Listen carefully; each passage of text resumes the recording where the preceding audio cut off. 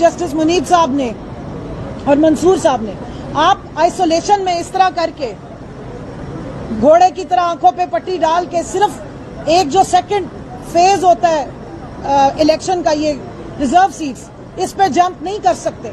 आपको देखना पड़ेगा 13 जनवरी पे वापस जाएं और देखें कि उस फैसले के बाद इलेक्शन कमीशन का क्या रवैया था, किस तरह कैंडिडेट्स के साथ सलूक किया गया।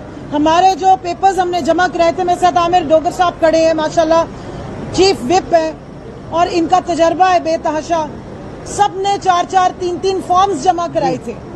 जिन्होंने पीटीआई के फॉर्म जमा कराए, आपने वो फॉर्म रिजेक्ट कर दिए और अब आप यहाँ एक फॉर्म इंडिपेंडेंट का उठा के ले आए हैं। ये तो चाहते ही नहीं थे कि हमारे जो इंडिपेंडेंट के तौर पे भी अगर बेचारे कैंडिडेट्स हैं तो उनको भी इलेक्शन लड़ने दिया जाए। जो फस्तायत हमारे साथ रवा रखी गई, आरओ के ऑफिस के बाहर डाले खड़े किए गए, पुलिस खड़ी की गई, हमें स्क्रूटनी नहीं करने दी गई, हमारे प्रपोजर सेकेंडर्स को उठाया गया और आरओ ने कान बंद किए हुए थे।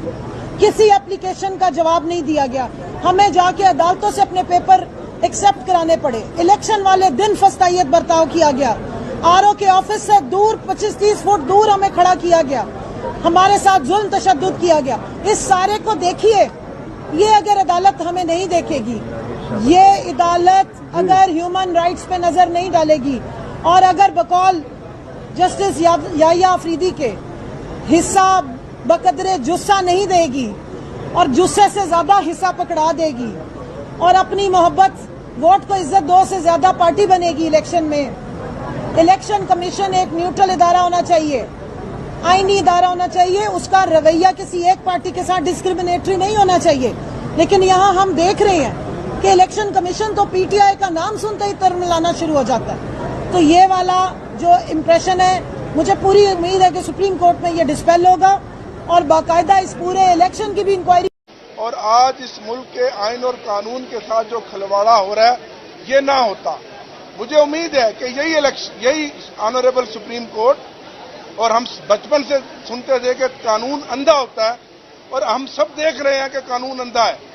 ये केस जो डिले किया जा रहा है गैर जरूरी तौर पे, ये एक दिन का मुकदमा नहीं है। मैं खुद भी वकील हूं, लेकिन आप देख रहे हैं कौम का वक्त जाया किया जा रहा है, अवाम का वक्त जाया किया जा रहा है, पैसा जाया किया जा रहा है, आइन और कानून की धज्जियां उखेड़ी जा रही हैं। इसी नामुकम्मल पार्लियामेंट ने गुज़श्ता दिनों पाकिस्तान की तारीख का सबसे बड़ा जालिमाना अवाम दुश्मन बजट पेश किया। ये पार्लियामेंट नामुकम्मल, उससे पहले